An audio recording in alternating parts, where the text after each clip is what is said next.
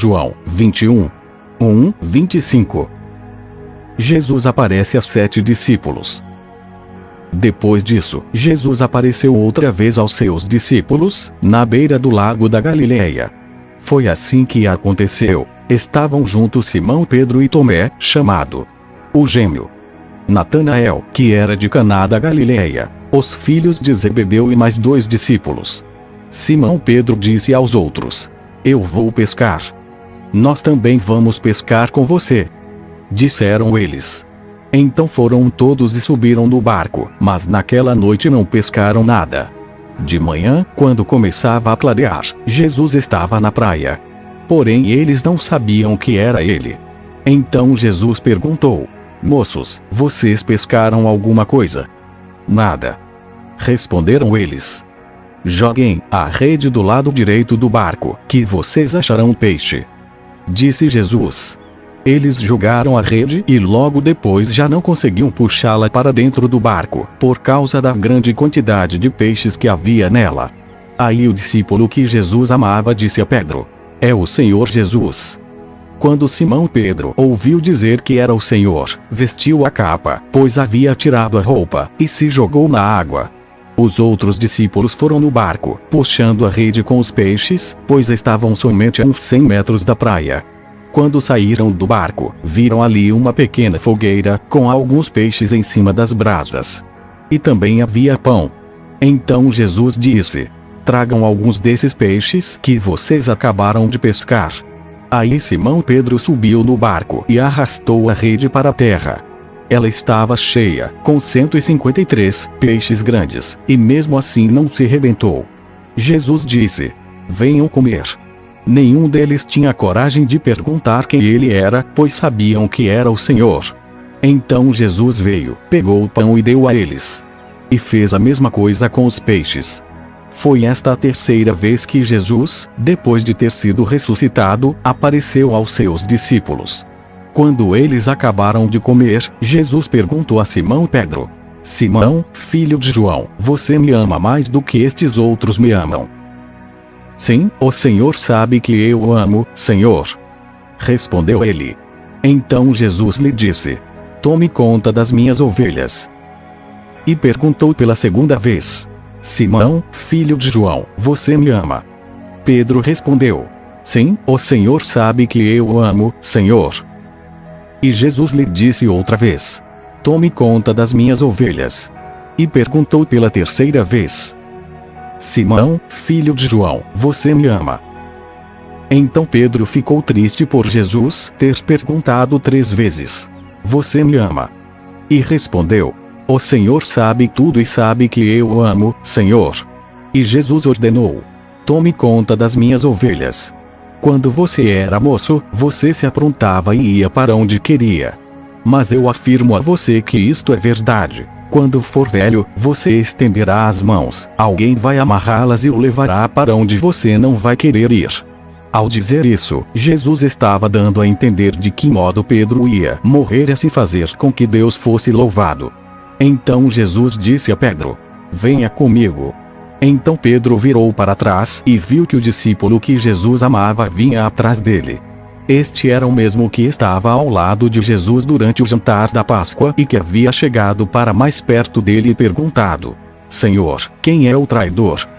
Quando Pedro viu aquele discípulo, perguntou a Jesus: O que diz, Senhor, a respeito deste aqui? Jesus respondeu: Se eu quiser que ele viva até que eu volte, o que é que você tem com isso? Venha comigo. Então se espalhou entre os seguidores de Jesus a notícia de que aquele discípulo não ia morrer. Mas Jesus não disse isso. Ele apenas disse: Se eu quiser que ele viva até que eu volte, o que é que você tem com isso? Este é o discípulo que falou destas coisas e as escreveu. E nós sabemos que o que ele disse é verdade. Ainda há muitas outras coisas que Jesus fez.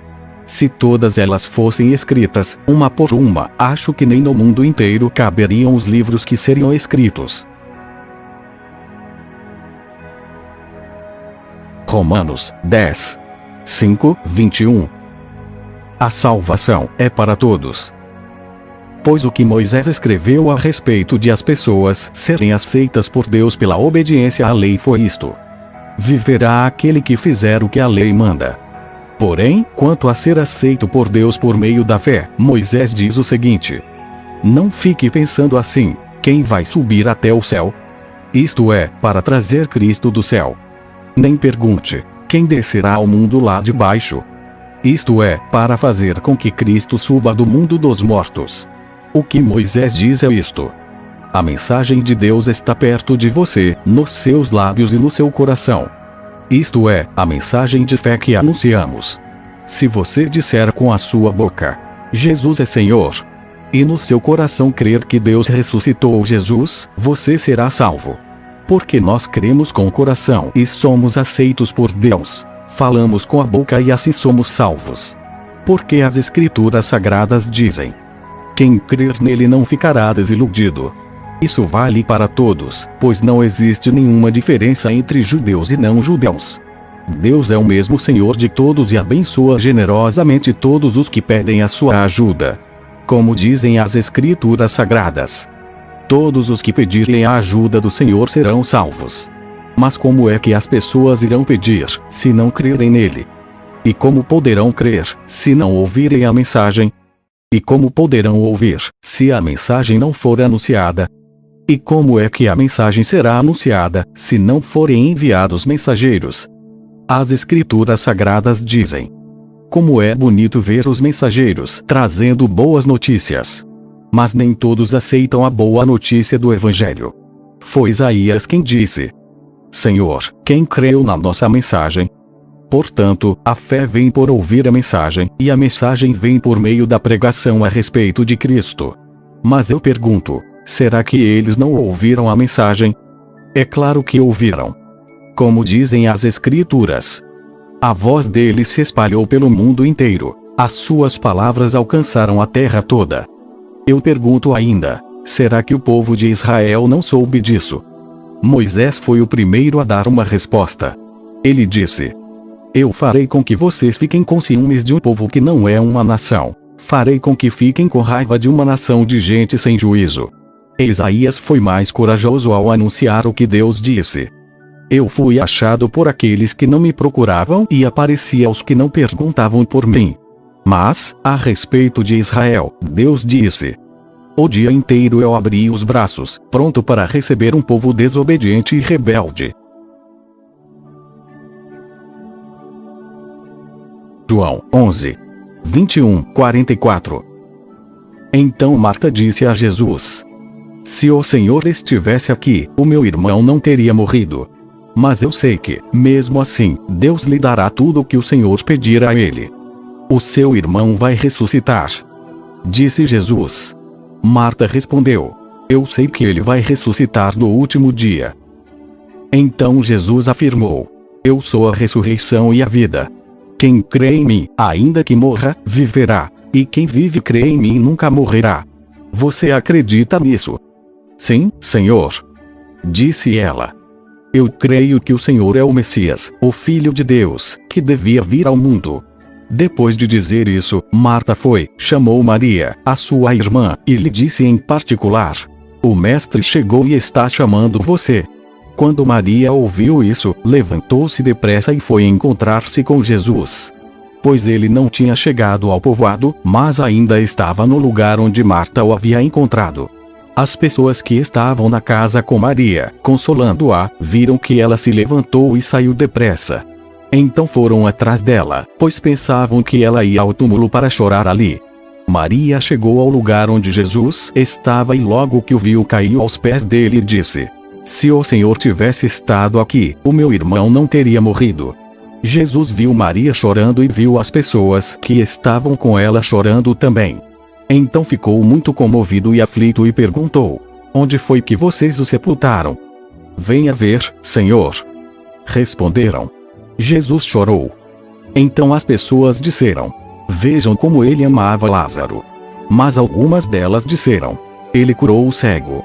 Será que não poderia ter feito alguma coisa para que Lázaro não morresse? Jesus ficou outra vez muito comovido. Ele foi até o túmulo, que era uma gruta com uma pedra colocada na entrada, e ordenou: tirem a pedra. Marta, a irmã do morto, disse: Senhor, ele está cheirando mal, pois já faz 4 dias que foi sepultado. Jesus respondeu: Eu não lhe disse que, se você crer, você verá a revelação do poder glorioso de Deus. Então tiraram a pedra. Jesus olhou para o céu e disse: Pai, eu te agradeço porque me ouviste. Eu sei que sempre me ouves. Mas eu estou dizendo isso por causa de toda esta gente que está aqui, para que eles creiam que tu me enviaste. Depois de dizer isso, gritou: Lázaro, venha para fora. E o morto saiu. Os seus pés e as suas mãos estavam enfaixados com tiras de pano, e o seu rosto estava enrolado com um pano. Então Jesus disse: Desenrolem as faixas e deixem que ele vá. Salmos 22. Meu Deus, por que me abandonaste? Por que ficas tão longe? Por que não escutas quando grito pedindo socorro? Meu Deus, durante o dia eu te chamo, mas tu não respondes. Eu te chamo de noite, mas não consigo descansar. Tu, porém, és santo, sentado no teu trono, recebes os louvores do povo de Israel. Os nossos antepassados puseram a sua confiança em ti. Eles confiaram em ti, e tu os salvaste. Eles te pediram ajuda e escaparam do perigo. Confiaram em ti e não ficaram desiludidos. Eu não sou mais um ser humano. Sou um verme. Todos zombam de mim e me desprezam. Todos os que me veem caçoam de mim, mostrando a língua e balançando a cabeça. Eles dizem: Você confiou em Deus, ó Senhor, então por que ele não o salva? Se ele gosta de você, por que não o ajuda? No entanto, ó Deus, tu me trouxeste ao mundo quando nasci. Quando eu era uma criancinha, tu me guardaste. Desde o meu nascimento, fui entregue aos teus cuidados. Desde que nasci, tu tens sido o meu Deus. Não te afastes de mim, pois o sofrimento está perto, e não há ninguém para me ajudar. Como touros, muitos inimigos me cercam. Todos eles estão em volta de mim, como fortes touros da terra de Bazã. Como leões, abrem a boca, rugem e se atiram contra mim. Já não tenho mais forças. Sou como água derramada no chão. Todos os meus ossos estão fora do lugar. O meu coração é como cera derretida. A minha garganta está seca como o pó, e a minha língua gruda no céu da boca. Tu me deixaste como morto no chão. Um bando de marginais está me cercando. Eles avançam contra mim como cachorros, e rasgam as minhas mãos e os meus pés. Todos os meus ossos podem ser contados. Os meus inimigos me olham, e gostam do que veem. Eles repartem entre si as minhas roupas, e fazem sorteio da minha túnica. Ó Senhor Deus, não te afastes de mim. Vem depressa me socorrer. Salva-me da espada. Não deixes que esses cachorros me matem. Livra-me desses leões. Não consigo me defender desses touros selvagens. Então contarei à minha gente o que tens feito. Na reunião do povo eu te louvarei, dizendo: Louvem a Deus, ó Senhor, todos os que o temem. Descendentes de Jacó, prestem culto a Deus. Povo de Israel, adore o Senhor. Ele não abandona os pobres, nem esquece dos seus sofrimentos. Ele não se esconde deles, mas responde quando gritam por socorro. Na reunião de todo o povo, ó Senhor, eu te louvarei pelo que tens feito. Na presença de todos os que te temem, oferecerei os sacrifícios que prometi. Os pobres comerão da carne dos sacrifícios e ficarão satisfeitos. Aqueles que adoram o Senhor o louvarão. Que sejam sempre prósperos e felizes. Todas as nações lembrarão de Deus, ó Senhor. Todos os povos da terra se voltarão para ele, e todas as raças o adorarão. Pois o Senhor é rei e governa as nações. Todos os orgulhosos se curvarão na sua presença, e o adorarão todos os mortais, todos os que um dia vão morrer. As pessoas dos tempos futuros o servirão, e falarão às gerações seguintes a respeito de Deus, ó Senhor. Os que ainda não nasceram ouvirão falar do que ele fez. Deus salvou o seu povo. Salmos 47 e 48. Batam palmas de alegria, todos os povos. Cantem louvores a Deus em voz alta. Pois o Senhor, o Altíssimo, deve ser temido. Ele é o grande rei que governa o mundo inteiro. Deus nos fez vencer os outros povos. Ele nos fez governar as nações. Ele escolheu para nós a terra onde vivemos, terra que é o orgulho do seu povo, a quem ele ama. Deus vai subindo para o seu trono. Enquanto ele sobe, há gritos de alegria e sons de trombeta. Cantem louvores a Deus. Cantem louvores ao nosso Rei. Louvem a Deus com canções, pois Ele é o Rei do mundo inteiro. Deus está sentado no seu santo trono. Ele reina sobre as nações. Os que governam os povos se reúnem com o povo do Deus de Abraão, pois todo o poder neste mundo pertence a Deus. Ele domina tudo. O Senhor Deus é grande e merece ser louvado na sua cidade, em Sião, o seu monte santo. O monte de Deus é alto e bonito. A cidade do grande rei é a alegria do mundo inteiro. Deus tem mostrado que ele dá segurança ao povo dentro das fortalezas da cidade. Os reis se reuniram e juntos vieram atacar o monte Sião. Porém, quando viram a cidade, ficaram espantados e fugiram com medo. Eles ficaram apavorados e aflitos como a mulher que está com dores de parto, como marinheiros em grandes navios, sacudidos numa tempestade violenta. Temos ouvido falar das coisas que o Senhor Deus tem feito, e agora vimos o que aconteceu na cidade do nosso Deus, o Senhor Todo-Poderoso. Ele guardará a cidade em segurança para sempre. No teu templo, ó Deus, ficamos pensando no teu amor. Tu és louvado por todos os povos, e a tua fama se espalha pelo mundo inteiro, pois tu governas com justiça. Alegre-se, povo de Jerusalém. Ó Deus, os teus julgamentos são justos. Alegrem-se com isso, moradores das cidades de Judá. Povo de Deus, ande em volta de Jerusalém e conte as suas torres. Olhem todos com atenção as suas muralhas e examinem as suas fortalezas. Assim vocês poderão dizer aos seus descendentes: este Deus é o nosso Deus para sempre.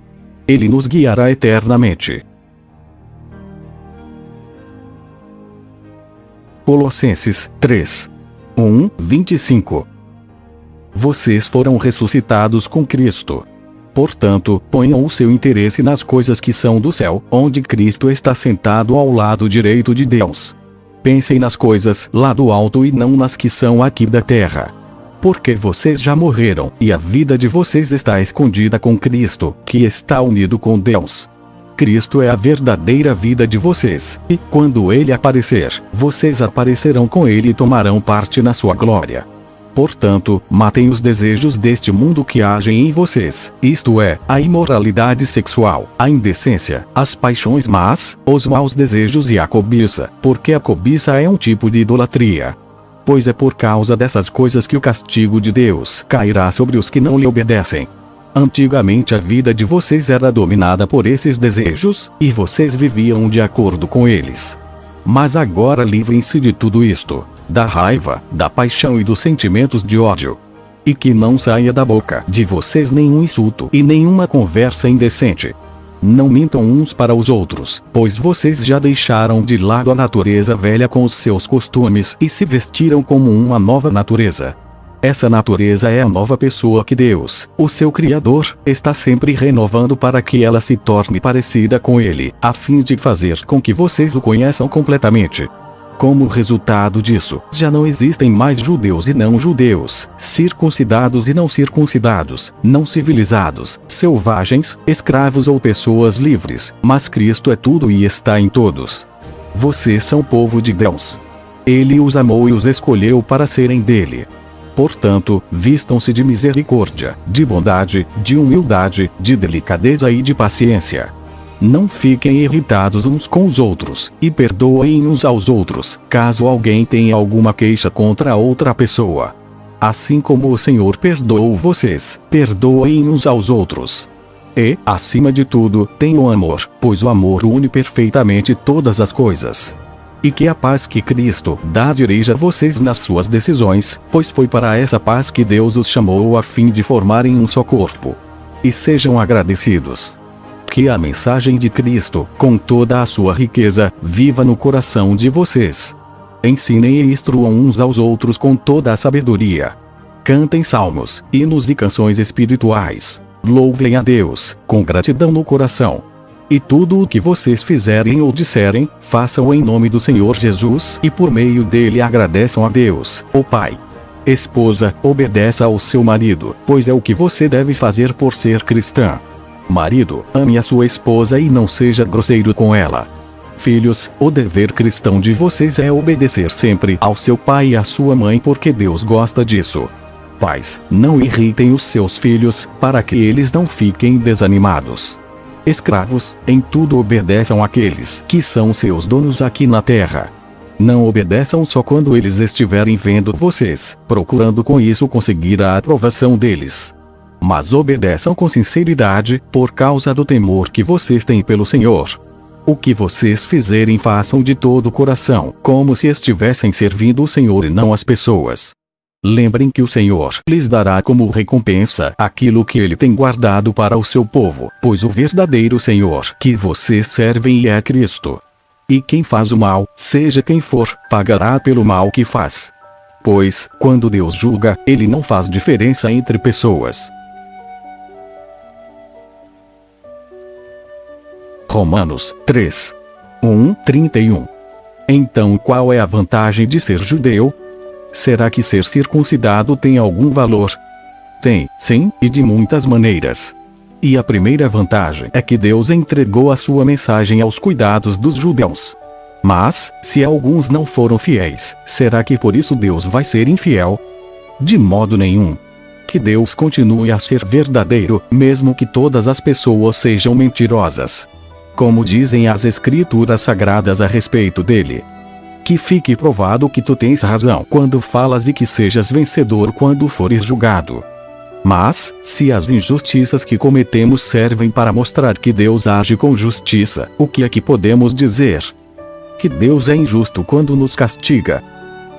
Eu falo aqui como as pessoas costumam falar. É claro que não.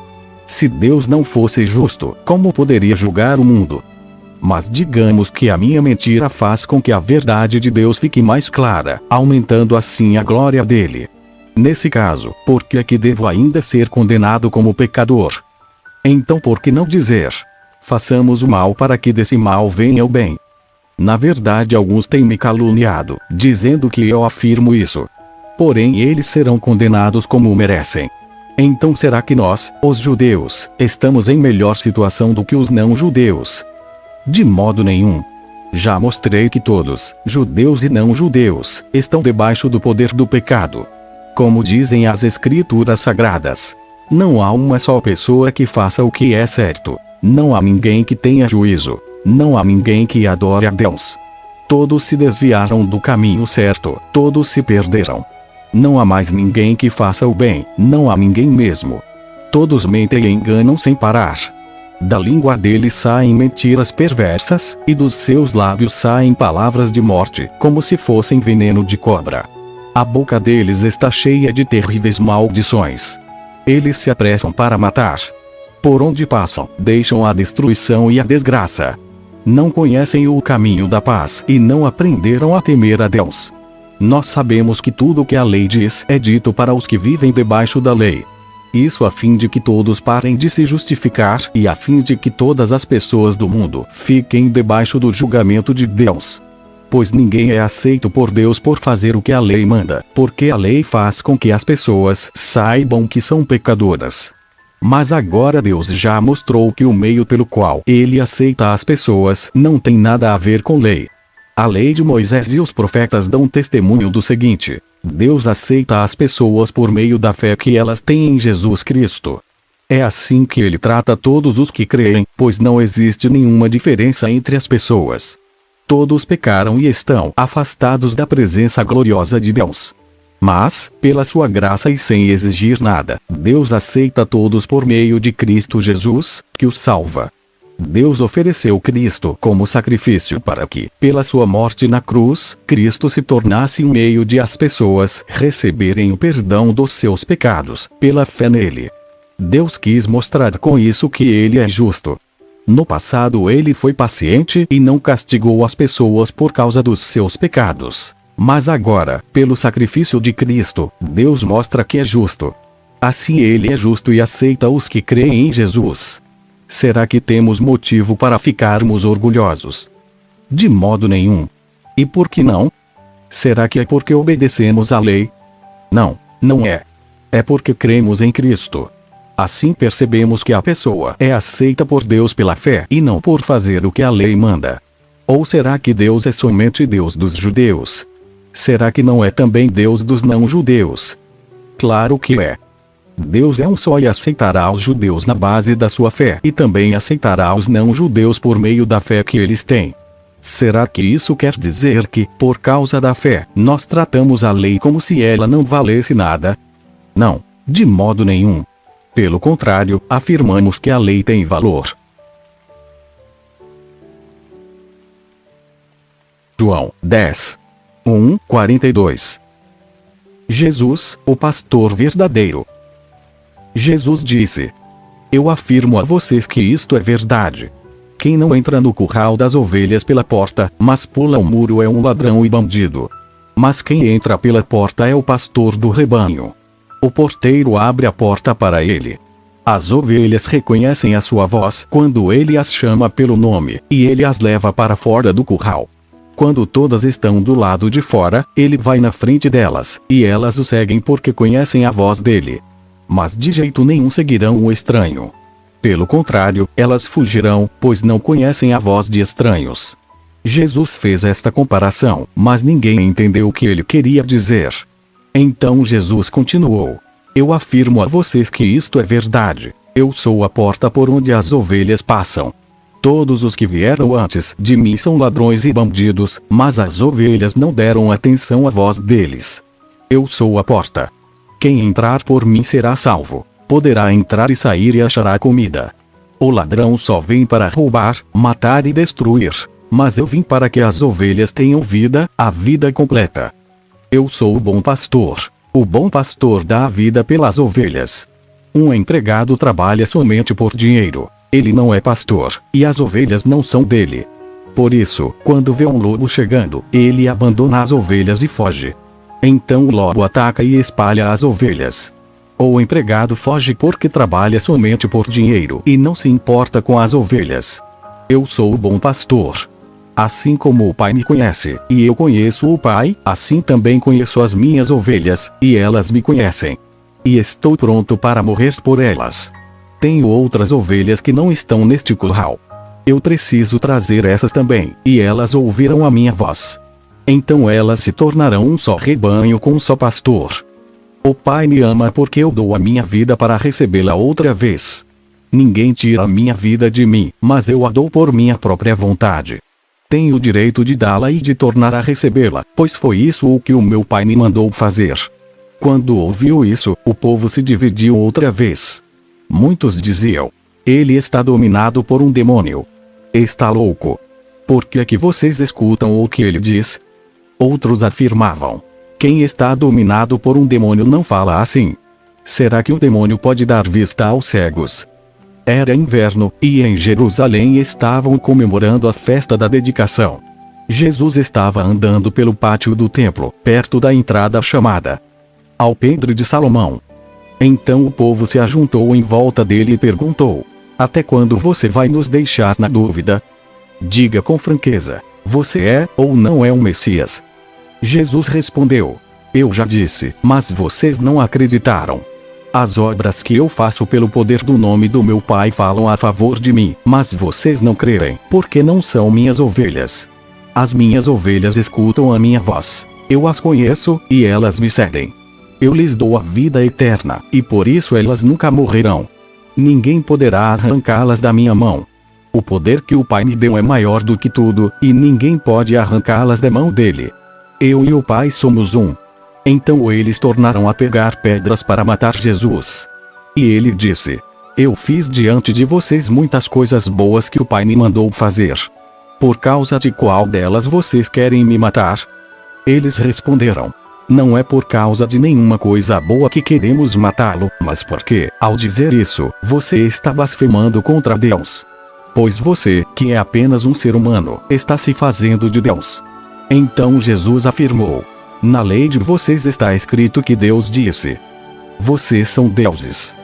Sabemos que as Escrituras Sagradas sempre dizem a verdade, e sabemos que, de fato, Deus chamou de deuses aqueles que receberam a sua mensagem. Quanto a mim, o Pai me escolheu e me enviou ao mundo. Então por que vocês dizem que blasfemo contra Deus quando afirmo que sou filho dele? Se não faço o que o meu Pai manda, não creiam em mim. Mas, se eu faço, e vocês não creem em mim, então creiam pelo menos nas coisas que faço. E isso para que vocês fiquem sabendo de uma vez por todas que o Pai vive em mim e que eu vivo no Pai. A essa altura tentaram novamente prendê-lo, mas Jesus escapou das mãos deles. Ele voltou de novo para o lado leste do Rio Jordão, foi para o lugar onde João Batista tinha batizado antes e ficou lá. E muita gente ia vê-lo, dizendo: João não fez nenhum milagre, mas tudo o que ele disse sobre Jesus é verdade. E naquele lugar muita gente creu em Jesus. Mateus 5. 3, 20. A verdadeira felicidade. Jesus disse: Felizes as pessoas que sabem que são espiritualmente pobres, pois o reino do céu é delas. Felizes as pessoas que choram, pois Deus as consolará. Felizes as pessoas humildes, pois receberão o que Deus tem prometido. Felizes as pessoas que têm fome e sede de fazer a vontade de Deus, pois Ele as deixará completamente satisfeitas. Felizes as pessoas que têm misericórdia dos outros, pois Deus terá misericórdia delas. Felizes as pessoas que têm o coração puro, pois elas verão a Deus. Felizes as pessoas que trabalham pela paz, pois Deus as tratará como seus filhos. Felizes as pessoas que sofrem perseguições por fazerem a vontade de Deus, pois o reino do céu é delas. Felizes são vocês quando os insultam, perseguem e dizem todo tipo de calúnia contra vocês por serem meus seguidores. Fiquem alegres e felizes, pois uma grande recompensa está guardada no céu para vocês. Porque foi assim mesmo que perseguiram os profetas que viveram antes de vocês. Vocês são o sal para a humanidade. Mas, se o sal perde o gosto, deixa de ser sal e não serve para mais nada. É jogado fora e pisado pelas pessoas que passam. Vocês são a luz para o mundo. Não se pode esconder uma cidade construída sobre um monte. Ninguém acende uma lamparina para colocá-la debaixo de um cesto. Pelo contrário, ela é colocada no lugar próprio para que ilumine todos os que estão na casa. Assim também a luz de vocês deve brilhar para que os outros vejam as coisas boas que vocês fazem e louvem o Pai de vocês, que está no céu. Não pensem que eu vim para acabar com a lei de Moisés ou com os ensinamentos dos profetas. Não vim para acabar com eles, mas para dar o seu sentido completo. Eu afirmo a vocês que isto é verdade. Enquanto o céu e a terra durarem, nada será tirado da lei, nem a menor letra, nem qualquer acento. E assim será até o fim de todas as coisas. Portanto, qualquer um que desobedecer ao menor mandamento e ensinar os outros a fazerem o mesmo será considerado o menor no reino do céu. Por outro lado, quem obedecer à lei e ensinar os outros a fazerem o mesmo será considerado grande no reino do céu. Pois eu afirmo a vocês que só entrarão no reino do céu se forem mais fiéis em fazer a vontade de Deus do que os mestres da lei e os fariseus. Apocalipse 4. 1, 11. Adoração no céu. Depois disso, tive outra visão e vi uma porta aberta no céu.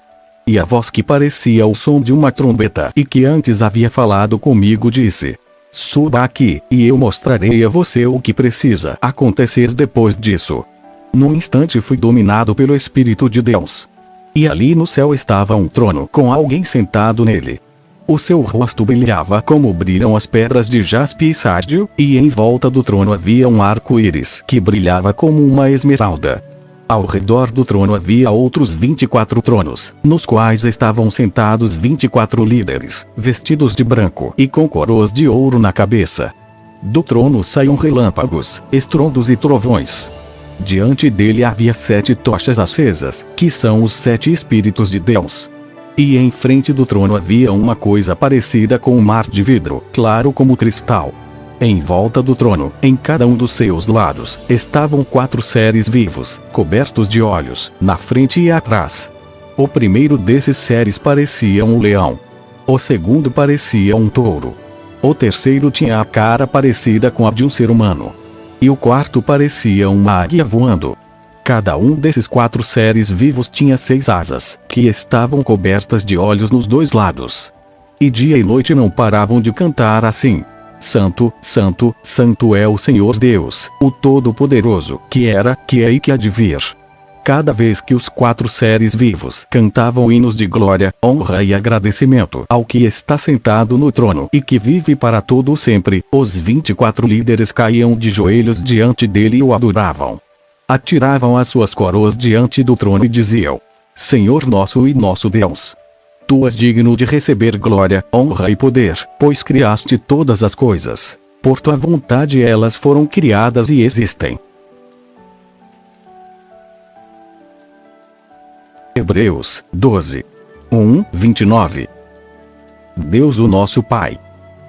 Assim nós temos essa grande multidão de testemunhas ao nosso redor. Portanto, deixemos de lado tudo que nos atrapalha e o pecado que se agarra firmemente em nós e continuemos a correr, sem desanimar, a corrida marcada para nós. Conservemos os nossos olhos fixos em Jesus, pois é por meio dele que a nossa fé começa, e é ele quem a aperfeiçoa. Ele não deixou que a cruz fizesse com que ele desistisse. Pelo contrário, por causa da alegria que lhe foi prometida, ele não se importou com a humilhação de morrer na cruz e agora está sentado do lado direito do trono de Deus. Pensem no sofrimento dele e como suportou com paciência o ódio dos pecadores. Assim, vocês, não desanimem, nem desistam. Porque na luta contra o pecado vocês ainda não tiveram de combater até a morte. Será que vocês já esqueceram as palavras de encorajamento que Deus lhes disse, como se vocês fossem filhos dele? Pois ele disse: Preste atenção, meu filho, quando o Senhor o castiga, e não se desanime quando ele o repreende. Pois o Senhor corrige quem ele ama e castiga quem ele aceita como filho. Suportem o sofrimento com paciência como se fosse um castigo dado por um pai, pois o sofrimento de vocês mostra que Deus os está tratando como seus filhos. Será que existe algum filho que nunca foi corrigido pelo pai? Se vocês não são corrigidos, como acontece com todos os filhos de Deus, então não são filhos de verdade, mas filhos ilegítimos. No caso dos nossos pais humanos, eles nos corrigiam, e nós os respeitávamos. Então devemos obedecer muito mais ainda ao nosso Pai Celestial e assim viveremos. Os nossos pais humanos nos corrigiam durante pouco tempo, pois achavam que isso era certo. Mas Deus nos corrige para o nosso próprio bem, para que participemos da sua santidade. Quando somos corrigidos, isso no momento nos parece motivo de tristeza e não de alegria. Porém, mais tarde, os que foram corrigidos recebem como recompensa uma vida correta e de paz. Portanto, levantem as suas mãos cansadas e fortaleçam os seus joelhos enfraquecidos. Andem por caminhos aplanados para que o pé aleijado não manque, mas seja curado. Procurem ter paz com todos e se esforcem para viver uma vida completamente dedicada ao Senhor, pois sem isso ninguém o verá. Tomem cuidado para que ninguém abandone a graça de Deus. Cuidado, para que ninguém se torne como uma planta amarga que cresce e prejudica muita gente com seu veneno. E tomem cuidado também para que ninguém se torne imoral ou perca o respeito pelas coisas sagradas, como Esaú, que, por causa de um prato de comida, vendeu os seus direitos de filho mais velho. Como vocês sabem, depois ele quis receber a bênção do seu pai. Mas foi rejeitado porque não encontrou um modo de mudar o que havia feito, embora procurasse fazer isso até mesmo com lágrimas. Vocês não foram como o povo de Israel. Vocês não chegaram perto de alguma coisa que se pode tocar, como um monte Sinai com seu fogo destruidor, a escuridão e as trevas, a tempestade, o barulho de trombeta, e o som de uma voz. Quando os israelitas ouviram a voz, pediram que ela não dissesse mais nada, pois eles não podiam suportar a ordem que dizia: até um animal, se tocar o monte, deverá ser morto a pedradas. O que estavam vendo era tão terrível, que Moisés disse: estou tremendo de medo. Pelo contrário, vocês chegaram ao Monte Sião e à cidade do Deus vivo, a Jerusalém celestial com os seus milhares de anjos. Vocês chegaram à reunião alegre dos filhos mais velhos de Deus, isto é, daqueles que têm o nome deles escrito no céu. Vocês chegaram até Deus, que é o juiz de todos, e chegaram também aos espíritos dos que são corretos e que foram aperfeiçoados. Vocês chegaram até Jesus, que fez a nova aliança e que borrifou o sangue, que fala de coisas muito melhores do que o sangue de Abel. Portanto, tenham cuidado e não recusem ouvir aquele que fala. Aqueles que recusaram ouvir a pessoa que entregou a mensagem divina na terra não puderam escapar. Por isso muito menos escaparemos nós se rejeitarmos aquele que lá do céu nos fala. Naquele tempo a voz de Deus fez com que a terra estremecesse, mas agora ele prometeu isto: mais uma vez farei com que trema não somente a terra, mas também o céu. As palavras mais uma vez mostram bem que as coisas criadas serão abaladas e mudadas, para que as que não podem ser abaladas continuem como estão. Por isso sejamos agradecidos, pois já recebemos um reino que não pode ser abalado. Sejamos agradecidos e adoremos a Deus de um modo que o agrade, com respeito e temor. Porque, na verdade, o nosso Deus é um fogo destruidor. Colossenses 4, 2, 6. Continuem firmes na oração, sempre alertas ao orarem, e dando graças a Deus. Orem também por nós a fim de que Deus nos dê uma boa oportunidade para anunciar a sua mensagem, que trata do segredo de Cristo. Pois é por causa dessa mensagem que estou na cadeia. Portanto, orem para que eu faça com que o segredo de Cristo seja bem conhecido, como é o meu dever. Sejam sábios na sua maneira de agir com os que não crerem, e aproveitem bem o tempo que passarem com eles. Que as suas conversas sejam sempre agradáveis e de bom gosto, e que vocês saibam também como responder a cada pessoa. Romanos 5, 1, 11. Aceitos por Deus. Agora que fomos aceitos por Deus pela nossa fé nele, temos paz com ele por meio do nosso Senhor Jesus Cristo. Foi Cristo quem nos deu, por meio da nossa fé, esta vida na graça de Deus. E agora continuamos firmes nessa graça e nos alegramos na esperança de participar da glória de Deus. E também nos alegramos nos sofrimentos, pois sabemos que os sofrimentos produzem a paciência traz a aprovação de Deus, e essa aprovação cria a esperança. Essa esperança não nos deixa decepcionados, pois Deus derramou o seu amor no nosso coração, por meio do Espírito Santo, que ele nos deu. De fato, quando não tínhamos força espiritual, Cristo morreu pelos maus, no tempo escolhido por Deus. Dificilmente alguém aceitaria morrer por uma pessoa que obedece às leis. Pode ser que alguém tenha coragem para morrer por uma pessoa boa. Mas Deus nos mostrou o quanto nos ama. Cristo morreu por nós quando ainda vivíamos no pecado. E, agora que fomos aceitos por Deus por meio da morte de Cristo na cruz, é mais certo ainda que ficaremos livres, por meio dele, do castigo de Deus. Nós éramos inimigos de Deus, mas ele nos tornou seus amigos por meio da morte do seu Filho. E, agora que somos amigos de Deus, é mais certo ainda que seremos salvos pela vida de Cristo. E não somente isso, mas também nós nos alegramos por causa daquilo que Deus fez por meio do nosso Senhor Jesus Cristo, que agora nos tornou amigos de Deus.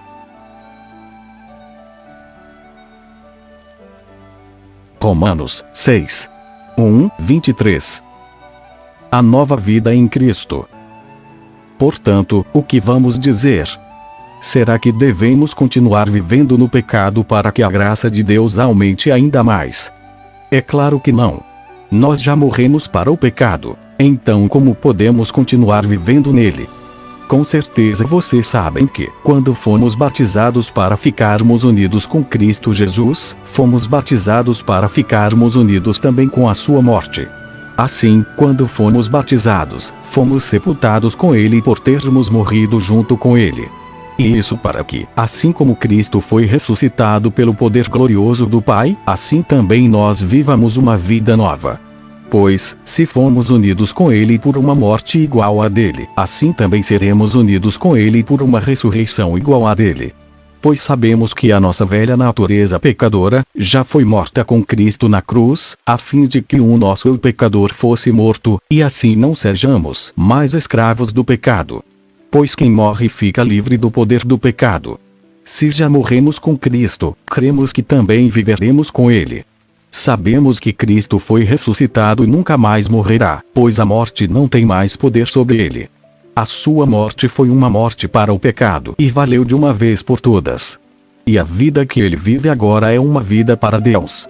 Assim também vocês devem se considerar mortos para o pecado, mas, por estarem unidos com Cristo Jesus, devem se considerar vivos para Deus. Portanto, não deixem que o pecado domine o corpo mortal de vocês e faça com que vocês obedeçam aos desejos pecaminosos da natureza humana. E também não entreguem nenhuma parte do corpo de vocês ao pecado, para que ele a use, a fim de fazer o que é mal. Pelo contrário, como pessoas que foram trazidas da morte para a vida, entreguem-se completamente a Deus, para que ele use vocês a fim de fazerem o que é direito. O pecado não dominará vocês, pois vocês não são mais controlados pela lei, mas pela graça de Deus. O que é que isso quer dizer? Vamos continuar pecando porque não somos mais controlados pela lei, mas pela graça de Deus? É claro que não. Pois vocês sabem muito bem que, quando se entregam a alguma pessoa para serem escravos dela, são, de fato, escravos dessa pessoa a quem vocês obedecem. Assim sendo, vocês podem obedecer ao pecado, que produz a morte, ou podem obedecer a Deus e ser aceitos por Ele. Mas damos graças a Deus porque vocês, que antes eram escravos do pecado, agora já obedecem de todo o coração às verdades que estão nos ensinamentos que receberam. Vocês foram libertados do pecado e se tornaram escravos de Deus para fazer o que é direito. Falo com palavras bem simples, porque vocês ainda são fracos. No passado vocês se entregaram inteiramente como escravos da imoralidade e da maldade para servir o mal. Entreguem-se agora inteiramente como escravos daquilo que é direito para viver uma vida dedicada a Deus. Quando eram escravos do pecado, vocês não faziam o que é direito. Porém, o que é que vocês receberam de bom quando faziam aquelas coisas de que agora têm vergonha? Pois o resultado de tudo aquilo é a morte. Mas agora vocês foram libertados do pecado e são escravos de Deus. Com isso vocês ganham uma vida completamente dedicada a Ele, e o resultado é que vocês terão a vida eterna. Pois o salário do pecado é a morte, mas o presente gratuito de Deus é a vida eterna, que temos em união com Cristo Jesus, o nosso Senhor. Romanos 12. 1-21. Portanto, meus irmãos, por causa da grande misericórdia divina, peço que vocês se ofereçam completamente a Deus, como um sacrifício vivo, dedicado ao seu serviço e agradável a Ele. Esta é a verdadeira adoração que vocês devem oferecer a Deus. Não vivam como vivem as pessoas deste mundo, mas deixem que Deus os transforme por meio de uma completa mudança da mente de vocês. Assim vocês conhecerão a vontade de Deus, isto é, aquilo que é bom, perfeito e agradável a Ele. Por causa da bondade de Deus para comigo, me chamando para ser apóstolo, eu digo a todos vocês que não se achem melhores do que realmente são. Pelo contrário, pensem com humildade a respeito de vocês mesmos, e cada um julgue a si mesmo conforme a fé que Deus lhe deu. Porque, assim como em um só corpo temos muitas partes, e todas elas têm funções diferentes, assim também nós, embora sejamos muitos, somos um só corpo por estarmos unidos com Cristo. E todos estamos unidos uns com os outros como partes diferentes de um só corpo. Portanto, usemos os nossos diferentes dons de acordo com a graça que Deus nos deu. Se o dom que recebemos é o de anunciar a mensagem de Deus, façamos isso de acordo com a fé que temos. Se é o dom de servir, então devemos servir. Se é o de ensinar, então ensinemos. Se é o dom de animar os outros, então animemos. Quem reparte com os outros o que tem, que faça isso com generosidade. Quem tem autoridade, que use a sua autoridade com todo cuidado. Quem ajuda os outros, que ajude com alegria. Que o amor de vocês não seja fingido. Odeiem o mal e sigam o que é bom. Amem uns aos outros com o amor de irmãos em Cristo e se esforcem para tratar uns aos outros com respeito. Trabalhem com entusiasmo e não sejam preguiçosos. Sirvam o Senhor com um coração cheio de fervor. Que a esperança que vocês têm os mantenha alegres. Aguentem com paciência os sofrimentos e orem sempre. Repartam com os irmãos necessitados o que vocês têm e recebam os estrangeiros nas suas casas. Peçam que Deus abençoe os que perseguem vocês. Sim, peçam que Ele abençoe, e não que amaldiçoe. Alegrem-se com os que se alegram e chorem com os que choram. Tenham por todos o mesmo cuidado. Não sejam orgulhosos, mas aceitem serviços humildes. Que nenhum de vocês fique pensando que é sábio. Não paguem a ninguém mal com o mal. Procurem agir de tal maneira que vocês recebam a aprovação dos outros. No que depender de vocês, façam todo o possível para viver em paz com todas as pessoas. Meus queridos irmãos, nunca se vinguem de ninguém. Pelo contrário, deixem que seja Deus quem dê o castigo. Pois as Escrituras Sagradas dizem: Eu me vingarei, eu acertarei contas com eles, diz o Senhor. Mas façam como dizem as Escrituras. Se o seu inimigo estiver com fome, dê comida a ele. Se estiver com sede, dê água. Porque assim você o fará queimar de remorso e vergonha. Não deixem que o mal vença vocês, mas vençam o mal com o bem. Romanos 11.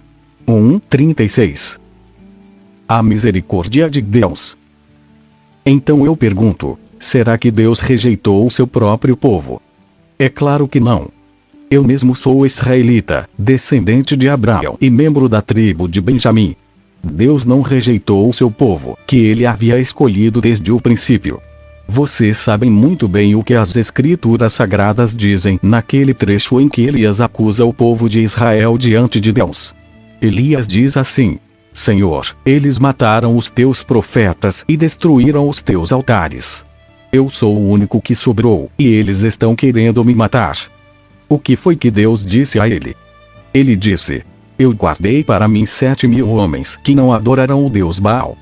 A mesma coisa também acontece agora, isto é, por causa da graça de Deus, ainda existe um pequeno número daqueles que ele escolheu. Essa escolha se baseia na graça de Deus e não no que eles fizeram. Porque, se a escolha de Deus se baseasse no que as pessoas fazem, então a sua graça não seria a verdadeira graça. E isso quer dizer que não foi o povo de Israel que encontrou o que estava procurando. Quem encontrou foi apenas um pequeno grupo que Deus escolheu. Os outros não quiseram ouvir o chamado de Deus. Como dizem as Escrituras Sagradas, Deus endureceu o coração e a mente deles. Deu-lhes olhos que não podem ver e ouvidos que não podem ouvir até o dia de hoje. E Davi disse: Que nas suas festas eles sejam apanhados e enganados, que eles caiam e sejam castigados. Ó Deus, faze com que eles fiquem cegos e que fiquem sempre curvados debaixo do peso das suas dificuldades. Agora eu pergunto, quando os judeus tropeçaram, será que eles caíram para nunca mais se levantarem? É claro que não. Mas, porque eles pecaram, a salvação veio para os não-judeus, para fazer com que os judeus ficassem com ciúmes deles. O pecado dos judeus trouxe grandes bênçãos para o mundo, e a sua pobreza espiritual trouxe ricas bênçãos para os não-judeus. Então, quando se completar o número de judeus que voltarão para Deus, as bênçãos serão muito maiores ainda. Agora estou falando a vocês que não são judeus. Enquanto eu for o apóstolo dos não-judeus, terei orgulho do meu trabalho. Talvez eu possa fazer com que os que são da minha própria raça fiquem com ciúmes, e assim seja possível salvar alguns deles. Porque, quando os judeus foram rejeitados, o resto do mundo se tornou amigo de Deus. O que acontecerá então quando eles forem aceitos? Os que estiverem mortos receberão a vida. Pois, se o primeiro pão assado depois da colheita é dedicado a Deus, isso quer dizer que todos os outros pães também são dedicados a Ele. E, se as raízes de uma árvore são oferecidas a Deus, os galhos também são dele. Alguns galhos da oliveira cultivada foram quebrados, e um galho de oliveira brava foi enxertado nela. Pois vocês, os não-judeus, são como aquela oliveira brava e agora tomam parte na força e na riqueza espiritual dos judeus. Portanto, vocês não devem desprezar os galhos que foram quebrados. Como é que vocês podem estar orgulhosos? Vocês são somente galhos. Não são vocês que sustentam a raiz, é a raiz que sustenta vocês. Porém vocês dirão: Sim, mas os galhos foram quebrados a fim de darem lugar para nós. Isso é verdade. Mas lembrem que eles foram quebrados porque não creram. No entanto, vocês continuam na oliveira porque creem. E não tenham orgulho disso. Pelo contrário, tenham medo. Se Deus não deixou de castigar os judeus, que são como galhos naturais, vocês acham que Ele vai deixar de castigar vocês? Vejam como Deus é bom e também é duro. Ele é duro para os que caíram, e bom para vocês, se continuarem sempre confiando na bondade dele.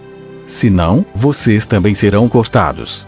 E, se os judeus abandonarem a sua descrença, serão enxertados na oliveira cultivada, pois Deus pode enxertá-los de novo.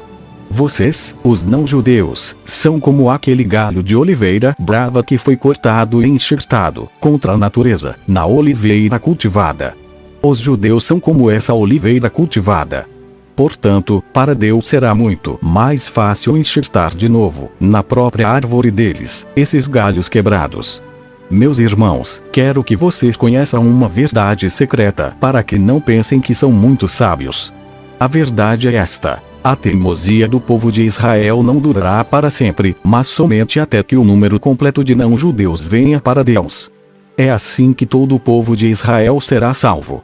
Como dizem as Escrituras Sagradas: o Redentor virá de Sião e tirará toda a maldade dos descendentes de Jacó. Eu, o Senhor, farei esta aliança com eles, quando tirar os seus pecados. Os judeus rejeitaram o Evangelho e por isso são inimigos de Deus, para o bem de vocês, os não-judeus. Mas, pela escolha de Deus, eles são amigos dele, por causa dos patriarcas. Porque Deus não muda de ideia a respeito de quem ele escolhe e abençoa. Mas no passado vocês, que não são judeus, desobedeceram a Deus. Porém agora vocês receberam a misericórdia de Deus por causa da desobediência dos judeus. Assim, por causa da misericórdia que vocês receberam, os judeus agora desobedecem a Deus, para que eles também possam receber agora a misericórdia dele. Pois Deus fez com que todos se tornassem prisioneiros da desobediência a fim de mostrar misericórdia a todos. Como são grandes as riquezas de Deus! Como são profundos o seu conhecimento e a sua sabedoria! Quem pode explicar as suas decisões? Quem pode entender os seus planos? Como dizem as Escrituras Sagradas: quem pode conhecer a mente do Senhor? Quem é capaz de lhe dar conselhos? Quem já deu alguma coisa a Deus para receber dele algum pagamento? Pois todas as coisas foram criadas por ele, e tudo existe por meio dele, e para ele. Glória a Deus para sempre. Amém.